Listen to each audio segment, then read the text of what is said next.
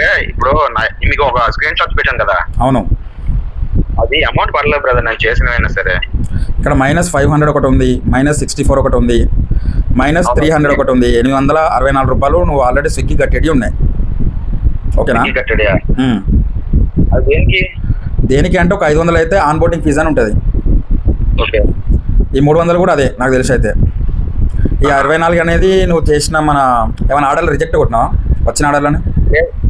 లేదు లేదు, రిజెక్ట్ ఏం కొట్టలేదే. ఆ మైనస్ మీద క్లిక్ చేయి, అక్కడ నీకు ఉంటుంది అది దేనికోసం కట్ అయింది అనేది. మైనస్ మీద ఆ 64 మీద క్లిక్ చేయి, అక్కడ చూపిస్తుంది నీకు ఏమని ఉన్నదని. ఏం చూపించలేదు బ్రదర్ అది. 64 మీద క్లిక్ చేయి బ్రో, నేను చూపిస్తుంది. ఒక్క నిమిషం లైన్లో ఉండండి. నువ్వు 300 ఎర్నింగ్ చేసినావు, 236 రూపాయలు ఎర్నింగ్ చేసినావు. అవును. 300 మైనస్ ఉంటే 64 రూపాయలు ఇంకా నువ్వు కట్టేది ఉండి ఇక్కడ. అదే నీకు ఏ ఎర్నింగ్స్ రాలేదు అంటున్నా.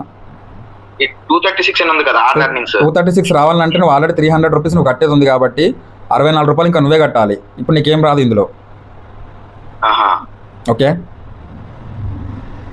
మరి -500 ఉంది కదా, 500 కూడా కట్ అవుతుంది. అది కూడా కట్ అవుతుందా? అవును. దేనికి కూడా కట్ అవుతాయి? On boarding fee.